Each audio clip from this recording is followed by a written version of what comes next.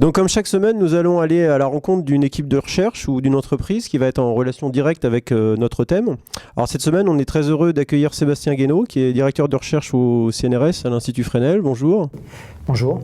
Alors est-ce que vous pouvez nous dire un petit peu d'où vous venez ? Donc au départ, j'ai une formation de mathématiques appliquées et j'ai fait un doctorat à Marseille. Et suite à mon doctorat, il fallait que je me trouve un job. Donc je suis parti en Angleterre. Et en Angleterre, j'ai rencontré John Pendry, précurseur des métamatériaux et de la cape d'invisibilité. Très bien, alors venons-en à notre thème de cette semaine. Donc aujourd'hui, la recherche sur les capes d'invisibilité est devenue ce qu'on peut appeler en recherche un sujet chaud. Donc ça ne veut pas dire qu'on en parle tous les jours à la télé ou que le sujet est interdit aux moins de 16 ans, mais ça signifie que plusieurs équipes de chercheurs, indépendamment et un peu partout dans le monde, s'intéressent à ces sujets et travaillent sur ce thème de l'invisibilité. Alors ce que je voudrais savoir au départ, c'est comment on en est arrivé là. C'est-à-dire, est-ce qu'il y a un événement ou une publication qui est à l'origine de cet engouement ?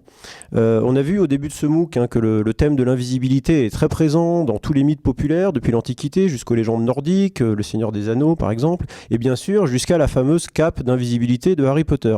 Alors, est-ce que tous ces chercheurs qui travaillent sur ces domaines se sont passionnés pour Harry Potter et se sont dit un jour, tiens, est-ce que j'allais au labo et est-ce que j'essaierais de fabriquer cette cape d'invisibilité, ou bien est-ce que ça s'est passé autrement ? On imagine que oui.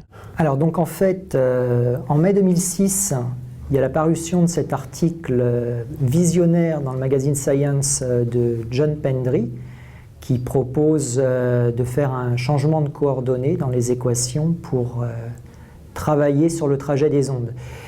Et alors au départ, donc, les gens sont un peu bluffés par la simplicité du jeu d'écriture. C'est un article dans une revue prestigieuse où il y a 2 équations et puis un schéma de principe. Et les gens se disent, mais cette idée, elle est intéressante parce que nous, on fait naturellement des changements de coordonnées dans nos simulations numériques pour arriver à soustraire des réflexions sur les bords d'un domaine. Donc on rejette les bords du domaine à l'infini. Et donc les gens se disent, je vais pouvoir utiliser des techniques que j'ai déjà appliquées à d'autres problèmes pour faire de l'invisibilité. Et ils se disent, bon, ok, en plus, je vais pouvoir surfer sur la littérature anglo-saxonne. Donc il faut voir, 2006, c'est vraiment une percée de Harry Potter. On le voit sur tous les écrans, sur les DVD. C'est-à-dire que le terme qui est aujourd'hui utilisé dans le domaine de la recherche pour ce domaine, c'est invisibility cloaking. Donc en anglais, ça veut dire cape d'invisibilité. Donc vous nous dites que le terme cape d'invisibilité a été utilisé par les chercheurs en fait en référence à la littérature de J.K. Rowling et à Harry Potter. Alors ça a été introduit par John Pendry sciemment. C'est-à-dire que John Pendry voulait vendre un concept qui s'appelle l'optique transformationnelle, donc qui, comme son nom l'indique, consiste à faire des transformations dans les équations de l'optique. Il voulait un paradigme, il voulait frapper les esprits. Et donc il s'est dit, ok, qu'est-ce que j'ai sous la main ? Bon, il y a la cunée d'Hadès. Ah, la mythologie grecque, ça ne passionne pas les foules. Ah, il y a Peter Pan, ça c'est déjà plus intéressant.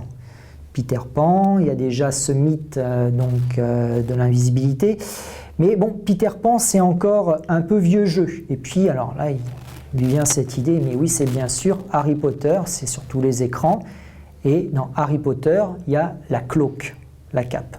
Et donc, je vais reprendre ce terme, donc cloaking, et ça va me permettre effectivement d'avoir de suite accès à un large public. Donc, de dépasser le cadre étroit de la communauté scientifique de l'optique électromagnétique et de m'adresser de suite au grand public et aux médias. Revenons maintenant sur l'idée très générale donc, du contournement de la lumière qu'on a expliqué dans le cadre de ce MOOC et qu'on a illustré avec les 4 miroirs notamment.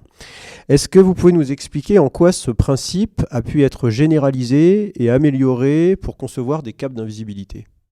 Donc déjà, on va revenir à la source. Donc on est en 2004-2005. John Pendry a un projet de recherche avec la DARPA, qui est la vitrine recherche du Pentagone. Et la DARPA lui demande, est-ce que vous pouvez aller plus loin dans le contrôle des ondes électromagnétiques? Donc à l'époque, John Pendy travaille sur sa lentille haute résolution. Et donc il réfléchit, il fait quelques schémas, parce que c'est quelqu'un qui fonctionne surtout avec des schémas, pas beaucoup avec les équations. Et donc il lui vient cette idée un peu farfelue de prendre une région de l'espace et d'en faire un stretch, donc d'ouvrir cette région de l'espace, donc de faire un trou dans l'espace. Et donc il pourrait lover un objet dans ce trou pour le soustraire aux ondes électromagnétiques. Donc ça, c'est une vue d'esprit. Alors, comment est-ce qu'on réussit à faire ce tour de passe-passe? Eh bien, c'est simplement, on imagine, on a un maillage carré, on a un quadrillage, comme sur les cahiers des écoliers, et puis on étire ce quadrillage, même comme des barreaux de prison. Et les rayons lumineux suivent les lignes du quadrillage et donc vont contourner la zone au centre. Alors ce quadrillage qui est tout arabiscoté, c'est un métamatériau. C'est un matériau qui est anisotrope, hétérogène, qui a des propriétés extraordinaires.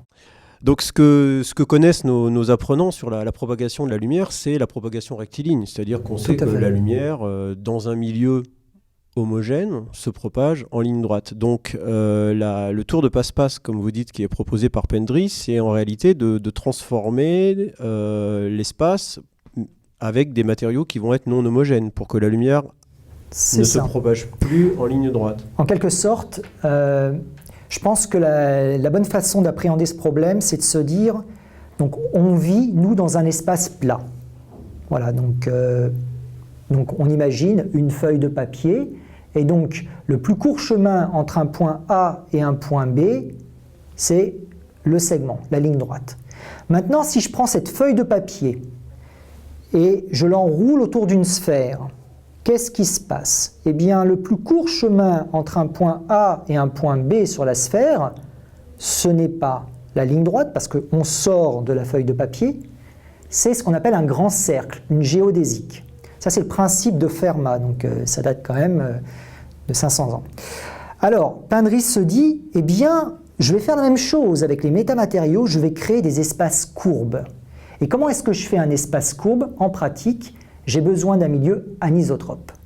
Donc anisotrope, on rappelle, c'est un matériau dans lequel la direction de la lumière va être importante, c'est-à-dire que la lumière va se propager différemment en fonction de sa direction de propagation. Tout à fait, voilà. Donc les rayons vont suivre des trajectoires qui sont non naturelles. Donc en 2006, Pendry a proposé une solution pour réaliser une cape d'invisibilité qui fonctionnerait pour tous les angles. Tout à fait. Et peut-être pour toutes les fréquences, mais ça, on va y revenir. Et en se basant sur des matériaux spéciaux qui seraient à la fois anisotropes et hétérogènes, c'est-à-dire qui n'auraient pas les mêmes propriétés optiques partout dans l'espace. Et donc au début, quand il a proposé ça, c'était simplement une proposition théorique, en quelque sorte. Là, on est en mai 2006. Il a sa proposition théorique, il a 2 formules, il a un tracé de rayon. Publication à Science. Les gens sont outrés. Ils se disent, qu'est-ce que c'est que ce bazar? L'éditeur de Science a perdu la tête. Et pourquoi ils se disent pourquoi les gens sont outrés? Science, c'est une revue qui est prestigieuse, dans laquelle on imagine difficilement qu'on puisse publier des choses qui relèvent de l'optique géométrique. L'optique géométrique, ça paraît moyenâgeux. Les gens, depuis le début du XXe siècle, ils font de l'optique quantique, ils font des choses assez fabuleuses avec l'infiniment petit ou l'infiniment grand quand ils arrivent à courber la trajectoire de la lumière avec des objets massifs. Il y a même les miroirs gravitationnels d'Einstein et autres. Et là, Pendry, il fait un petit tracé de rayon, il met 2 formules, les gens se disent, mais qu'est-ce qui se passe là? On aurait pu le faire au XIXe siècle. Qu'est-ce que quelqu'un qui vient en 2006 va nous apprendre à faire des choses avec l'optique géométrique? Ils se disent, mais il a juste fait un changement de variable. Bon, c'est du niveau première terminale. Donc rien ne va plus. Il y a un emballement médiatique. L'article publié dans Science fait la une du New York Times. La une du New York Times, c'est pas rien. Donc on en parle partout, il y a un journal, pour ne pas le citer, Le Monde, qui en fait aussi sa une. Bon, Nous, dans la communauté des cristaux photoniques, des métamatériaux, on sait que Pindry, c'est un personnage subtil. On se dit, il a quelque chose dans sa poche. Et effectivement, 3-4 mois plus tard, un deuxième article, toujours dans la revue Science, paraît. Et là, cette fois-ci, c'est l'objet, le prototype, avec la preuve expérimentale du contrôle extrême des ondes électromagnétiques, en l'occurrence des micro-ondes. Voilà. C'est-à-dire que Pendry n'a pas réalisé une cape d'invisibilité pour la lumière visible en 2006. En l'occurrence, comme c'est des micro-ondes, vous voyez la cape, vous continuez à voir l'objet qu'on est censé cacher. Par contre, les micro-ondes, elles, ne voient ni la cape, ni l'objet. Voilà. Mais nous, œil humain, qui ne sommes sensibles qu'aux longueurs d'onde du visible de 350 à 700 nanomètres, eh bien, on se dit, ouais, soit, bon, voilà. Mais alors, là il faut prendre 5 minutes, il faut se rendre compte qu'on est en septembre 2006. Les gens voient la photo de cette cape d'invisibilité, donc ils la regardent sous tous les angles, ils essaient de comprendre qu'est-ce qui se passe. Et effectivement, ils voient qu'il y a 10 couches concentriques de réseaux de circuits imprimés qui sont des résonateurs en anneaux fendus qui permettent de faire du magnétisme artificiel. Alors, le magnétisme artificiel, déjà, c'est très fort. Il y a un gars qui s'appelle Albert Fert qui a eu un prix Nobel pour le magnétisme artificiel géant. Bon, là, il n'y a pas de magnétisme artificiel géant, mais quand même, il y a une activité magnétique anormale. Et une activité magnétique anormale contrôlée, c'est-à-dire que Pindry arrive non seulement à donner une réponse magnétique, mais en plus une réponse magnétique anisotrope, c'est-à-dire que le champ magnétique qui se propage dans cette série de circuits imprimés, eh bien, se propage de manière anisotrope, non rectiligne. Et il réussit donc à faire son tour de passe-passe pour donc un champ magnétique, donc un champ polarisé, et des longueurs d'onde centimétriques. Donc de suite les militaires se disent banco, application de type furtivité radar et autres. Mais le commun des mortels qui cherche la cape d'Harry Potter, les longueurs d'onde du visible, se dit ouais ok, bof bof quoi. Donc là on est en 2006. Donc j'imagine que pas mal de chercheurs se sont dit si ça marche dans les micro-ondes c'est une onde électromagnétique qui est comme la lumière visible sauf que sa longueur d'onde est beaucoup plus grande. Donc on a besoin d'avoir des objets pour contrôler la lumière qui ont une taille de l'ordre de la longueur d'onde aussi, donc centimétrique. Alors évidemment on peut se dire mais peut-être que si j'arrive à faire des objets qui sont beaucoup plus petits, c'est-à-dire qu'ils vont avoir une taille typique de l'ordre de la longueur d'onde de la lumière visible, c'est-à-dire de l'ordre du micron ou en dessous, je vais peut-être réussir à faire des capes d'invisibilité dans le domaine visible. Alors est-ce que ça fonctionne? Est-ce que des gens ont essayé de faire ça? Donc là, on a une limite quasi infranchissable qui est celle de la miniaturisation.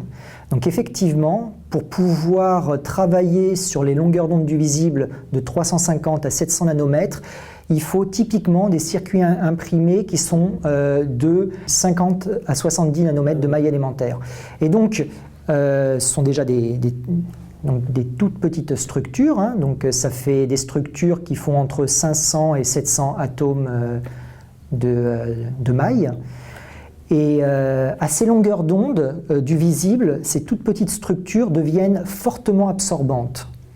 Alors qu'est-ce qui se passe? On va pouvoir contrôler la phase de la lumière, donc le front d'onde. Par contre, il va y avoir de l'amortissement de l'amplitude de l'onde. C'est-à-dire que vous arriverez à conformer l'onde, donc à contrôler la forme de l'onde, mais pas son amplitude. Donc en sortie de système, donc si on avait une cape d'invisibilité entre vous et moi avec ces circuits imprimés qui font 500 à 700 atomes de maille élémentaire, eh bien, on verrait une zone d'ombre, en fait. Voilà, il y aurait... On verrait le fond derrière, c'est-à-dire qu'on serait invisible, mais le fond serait très atténué. Voilà, très atténué. Donc voilà. On verrait la cape, encore une fois, et ça ne marcherait pas. Il y aura un défaut dans le paysage. Il y aura un gros défaut dans le paysage. Alors ça, c'est une limitation. L'autre limitation, c'est... donc le résultat le plus récent qui est celui de l'équipe de Zhang à Berkeley, qui est une toison d'or donc, qui permet là d'avoir à la fois un contrôle de la phase et de l'amplitude, malheureusement fonctionne sur des milieux qui ne sont pas très étendus. Ils font quelques micromètres de côté. Donc on a deux problèmes. On a le problème de la miniaturisation et puis après de la réplication en série des petits éléments. C'est-à-dire que si vous voulez faire la cape d'invisibilité d'Harry Potter, il va falloir être capable d'avoir des millions d'éléments très petits, chacun de ces éléments pouvant dissiper, absorber la lumière, et on n'en est vraiment pas là aujourd'hui. Donc le principe, il est bien appréhendé, mais la mise en pratique, on en est encore assez loin. Alors parlons de mise en pratique, justement, vous nous avez parlé à l'instant d'applications dans le domaine militaire, évidemment, on pense invisibilité, ça va intéresser des militaires, même pas forcément dans le domaine visible, hein. Rendre invisible un avion aux ondes radar, c'est la furtivité radar, donc ça peut être intéressant d'entourer un objet d'une cape d'invisibilité pour les ondes radar ou micro-ondes. Est-ce qu'on a imaginé d'autres applications qui seraient plus pacifiques que des applications donc de nature militaire ? Donc là, on va à nouveau retourner à Harry Potter. On va utiliser le principe de réciprocité. Donc si vous avez une onde qui ne peut pas atteindre la zone d'invisibilité où se trouve Harry Potter, donc admettons que je sois Harry Potter, je suis dans ma bulle. Je suis protégé par la cape, je suis sous cape. Et donc l'onde extérieure ne peut pas m'atteindre, mais en retour, les ondes que j'émets ne peuvent pas vous atteindre. C'est-à-dire que je suis dans ma bulle, c'est une cavité parfaite. Si je suis Harry Potter, je suis soit dans une obscurité totale, soit si j'allume une torche, je suis ébloui par une lumière incandescente. C'est-à-dire que Harry Potter, vous nous dites que Harry Potter, dans sa cape, en fait, ne voit rien. Il ne voit pas Lord Voldemort. Lord Voldemort ne voit pas Harry Potter, mais en retour, Harry Potter ne sait pas ce qui se passe à l'extérieur. À part si vous croyez au mythe de la caverne de Platon et vous vous dites il verrait de manière très ténue ce qui se passe à l'extérieur parce que la cape est quasi parfaite. D'accord, donc si finalement la cape servirait à quelque chose à condition qu'elle ne soit pas parfaite. Voilà, qu'est-ce que ça veut dire une cape quasi parfaite ? 2 trous pour les yeux d'Harry Potter, et de suite Lord Voldemort se dit tiens, il y a 2 points noirs dans le paysage. Il est capable de détecter les 2 yeux, c'est fini. C'est fini. Donc en fait, soit on a Harry qui est protégé du monde extérieur et auquel cas il vit dans son monde parallèle et il n'a aucune connaissance de ce qui se passe autour de lui, soit on est obligé d'avoir une cape quasi parfaite, quoi. Briser l'invisibilité. Donc ce que vous nous dites, c'est intéressant, c'est que quand on est à l'intérieur d'une cape qu'on peut supposer parfaite, même si ça n'a pas l'utilité qu'on avait imaginée au départ, c'est-à-dire de se rendre invisible, par contre ça a une autre utilité, c'est de se protéger de l'environnement extérieur. Si je suis dans une cape d'invisibilité pour le domaine visible, je vais être protégé des ondes électromagnétiques de la lumière visible. Voilà, et c'est une nouvelle forme de protection qui est un corollaire immédiat de l'invisibilité. Une autre façon de se protéger d'une onde, c'est de faire un mur. On met un miroir devant soi et le miroir renvoie à l'observateur sa propre image. Et moi qui suis derrière le miroir, je suis invisible. Mais là, c'est différent, hein. Donc là, on parle bien de contournement de zone.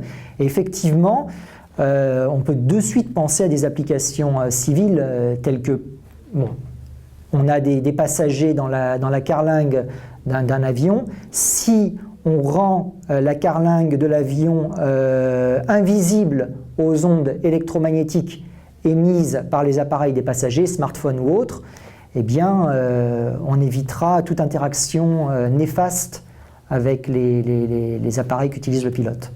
Okay ? Et alors là, c'est là qu'on voit le potentiel, donc invisibilité, protection aux ondes électromagnétiques, mais qu'en est-il des autres types d'ondes ? Voilà, et là, on va en venir directement à vos activités de recherche plus directement, puisque vous êtes mis à travailler sur ce sujet, alors je ne sais pas exactement quand, d'ailleurs. Alors en fait, en 2004. En 2004 à l'époque, j'étais postdoc chez Pindry, J'ai travaillé 1 an et demi pour la DARPA, à dire vrai, donc tous les 3 mois, je devais envoyer un rapport circonstancié, tout ça. Tout ce que j'ai fait avec Pindry, en fait, pendant 18 mois, ça n'a donné lieu qu'à un article, tout le reste est confidentiel, perdu. Pchit. Et c'était intéressant à l'époque, on prenait une lentille parfaite et on faisait des changements de coordonnées sur une lentille parfaite pour en faire ce qu'on appelle une cavité ouverte. C'est un truc bizarroïde dans lequel vous avez la lumière qui est piégée en boucle, bien que vous n'ayez pas de mur, de bord. C'est une cavité sans bord, mais qui permet de piéger la lumière. Pour arriver à créer cette cavité, on faisait des changements de coordonnées, mais pas du tout appliqués à l'invisibilité. Donc quand je vois l'article en 2006 de John Pendry, je reprends contact avec lui, et je publie d'ailleurs un article avec lui sur l'invisibilité. Et puis il me dit, mais Sébastien, je vois qu'en ce moment tu fais de l'acoustie, de la mécanique comme ça, et tu devrais peut-être essayer de voir un peu ce qui se passe pour les autres équations. Et donc là, je m'intéresse à l'équation de la mécanique des fluides, l'équation...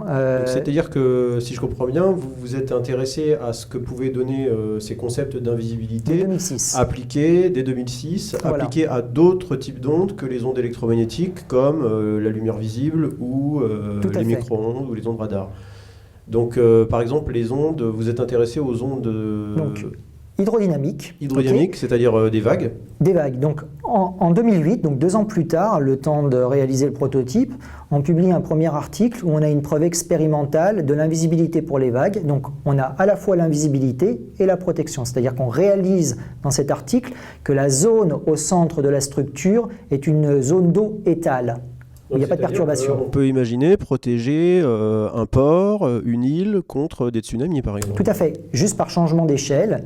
À ceci près que nous, on travaillait sur des vaguelettes dans une cuve à ondes, et quand on passe à grande échelle, il y a des phénomènes de turbulence, de non-linéarité. Donc le concept peut être transposé jusqu'à un certain point.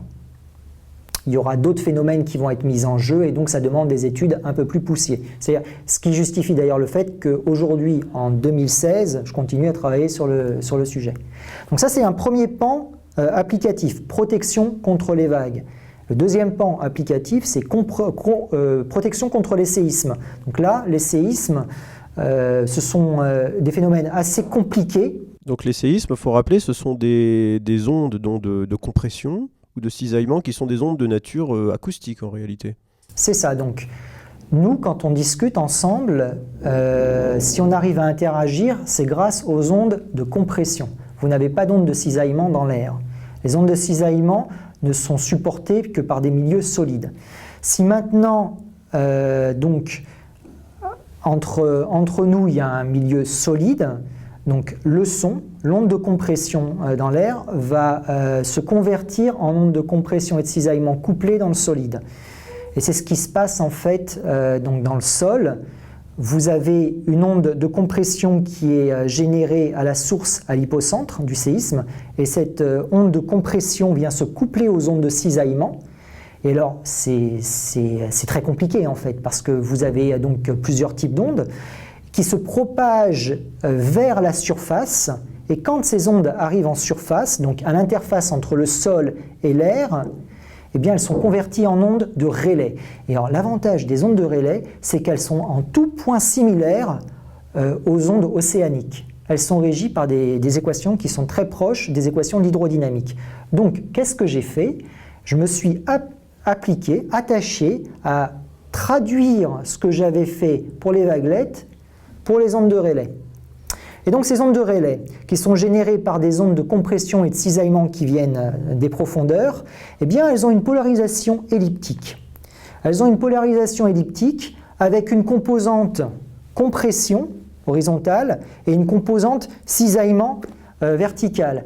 Et ces ondes, elles sont très délétères. Elles sont responsables de 60% de l'énergie sismique qui est transmise au bâtiment. Donc 20% restants étant des ondes de cisaillement de surface de type LOVE, et elles ne m'intéressent pas, et puis le reste, bon, des ondes de volume. Donc si on peut agir déjà sur 60% de l'énergie du séisme, c'est pas mal. Et par un jeu d'analogie, donc entre l'optique, la mécanique des fluides et la sismique, j'ai réussi à faire ça simplement par le truchement de colonnes de béton ou de trous dans le sol, en surface. Donc c'est-à-dire que l'idée, c'est en fait de réaliser une cape d'invisibilité pour les ondes sismiques, où l'objectif, c'est d'avoir une ville entière, par exemple, ou peut-être des structures plus petites, je ne sais pas, qui seraient dans la zone d'invisibilité d'une cape d'invisibilité construite pour les ondes sismiques. Alors voilà, il y a quand même un bémol, hein. Encore une fois. Si la ville se trouve au zénith de l'hypocentre, on ne va pas pouvoir agir, parce que ce qui arrive du sous-sol, c'est les ondes de cisaillement et de pression couplée, des ondes de volume, je ne sais pas les traiter. Par contre, si la ville se trouve loin de l'hypocentre, donc vous avez ces ondes telluriques qui arrivent en surface, qui sont converties en ondes de relais, et là, ces ondes de relais qui sont en tout point similaires aux ondes océaniques, on va les appeler des vagues de terre, eh bien effectivement, j'arrive à leur faire suivre des trajectoires courbes en surface et elles peuvent contourner une ville, une centrale nucléaire ou tout autre bâtiment ou zone habitée qu'on cherche à protéger. Donc pour faire cette cape d'invisibilité, il faut que les ondes sismiques suivent des rayonnements, suivent des trajectoires courbes, puissent contourner. Donc pour ça, vous venez de nous expliquer qu'il fallait avoir un milieu qui soit hétérogène et anisotrope. Tout à fait. Alors comment on peut faire pour faire en sorte que l'onde sismique n'aille plus tout droit, mais suive un trajet qu'on a déterminé à l'avance? Eh bien, on prend vraiment très précisément la cape de John Pendry de septembre 2006, qui faisait 10 cm. On lui fait un facteur d'échelle, donc elle fait plus de 10 cm, mais elle va faire 100 mètres, 1 km. Et on remplace les résonateurs fendus, donc les couches concentriques de résonateurs fendus, par des couches concentriques de colonnes de béton, qui sont soit en sous-sol, soit hors sol. Hors sol, ça peut être des forêts d'arbres, mais qui sont disposées de manière concentrique autour de la zone à protéger. Après, il y a des petites astuces supplémentaires, telles que par exemple, si je travaille avec des forêts d'arbres, il faut qu'en périphérie, j'ai des arbres plus petits, et vers le centre de la structure des arbres plus hauts. Donc, on est obligé de faire à la fois de la structuration sur un plan, l'interface air-sol, mais aussi en profondeur. Hein, il y a un effet de bathymétrie qui rentre en jeu. Et ça, c'est ce qui remplace les réseaux de résonateurs en anneau fendu de John Pendry. Donc 10 ans plus tard, on a réussi quand même à traduire l'optique transformationnelle en sismologie transformationnelle.